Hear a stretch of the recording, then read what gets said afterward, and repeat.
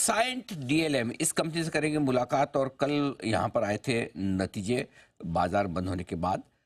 करीबन करीबन 33% मुनाफे में बढ़त देखने को मिली, 390 करोड़ के आसपास पहुंचा। माफ कीजिएगा, आय में बढ़त देखने को मिली 33%। कामकाजी मुनाफा 34% बढ़कर 32 करोड़, मार्जिन 8% से थोड़े से बढ़े हैं और मुनाफे में रही है 5% की बढ़त। ये है नंबर्स। आइए मुलाकात करते हैं कंपनी के CFO श्रीनिवास कुलकर्णी साहब हमारे साथ कार्यक्रम में शामिल हो रहे हैं। IT सेक्टर में सर का 27 साल से ज़्यादा का लंबा गहरा अनुभव है और नतीजों पर ही उनसे बात करते हैं। कुलकर्णी साहब, बहुत बहुत स्वागत है आपका। Sir good morning. नतीजे बेहद दमदार दिख रहे हैं, आपके रेवेन्यू और ऑपरेशनल लेवल पर तगड़ी परफॉर्मेंस आती रही है। बताएं सर, क्या कुछ खास कारण रहे हैं इसके? बहुत बहुत शुक्रिया अनिल जी, शो में बुलाने के लिए। Thank you sir. आप इस क्वार्टर में तो हमने ऑर्डर बैकलॉग जो था उसको एग्जीक्यूट किया है। डिमांड काफी रोबस्ट रहा है हमारे बिजनेस में, तो उसी की वजह से 33% ग्रोथ है।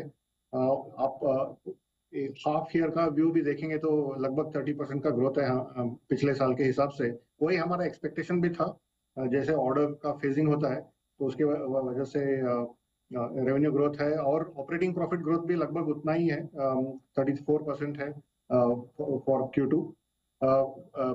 प्रॉफिट ग्रोथ में 5% का ग्रोथ है, क्योंकि हमारा फाइनेंसिंग कॉस्ट थोड़ा ऊपर गया है और ये पीरियड में बोरोइंग थोड़े बड़े हैं हमारे, क्योंकि फ्री कैश फ्लो नेगेटिव है first half of the year में।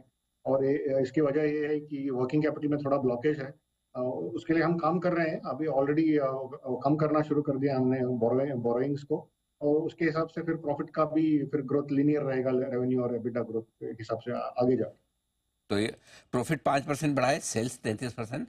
तो वजह है कि थोड़े से इंटरेस्ट कॉस्ट बढ़ी है जो अब धीरे धीरे कंट्रोल में आएगी। दूसरा सवाल सर ऑर्डर बुक को लेकर है। अभी कितनी ऑर्डर बुक है और कितने नए ऑर्डर्स आपने इस पिछली तिमाही में जोड़े? अभी फिलहाल इस क्वार्टर के लिए हमने हमारा ऑर्डर बुक घटा है एक्चुअली क्वार्टर ऑन क्वार्टर। अभी 1900 के करीब 1900 करोड़ के करीब ऑर्डर बुक है हमारा। ये ज्यादा वजह यही है कि एक लंपी ऑर्डर है हमारा जो हम बहुत तेजी से एग्जीक्यूट कर रहे हैं, और जो ऑर्डर इनटेक होता है वो उसी तेजी से नहीं आ रहा है। तो इसकी वजह से ऑर्डर बुक में नेट ऑर्डर बुक में थोड़ा कमी है इस बार। लेकिन ये जो लंपी ऑर्डर है वो फरवरी एंड तक खत्म हो जाएगा। उसके बाद हम देखेंगे कि फिर वो ट्रेंड चेंज हो जाएगा। बात है। आपने एक जो प्रोडक्शन कॉन्ट्रैक्ट बोइंग के साथ साइन किया था सर, जरा उसका स्टेटस बताएं, कहाँ तक बात पहुंची और कब तक आप इसे कंप्लीट करेंगे? नहीं, ये तो लॉन्ग टर्म कॉन्ट्रैक्ट है अनिल जी। काम तो चल रहा है अभी भी।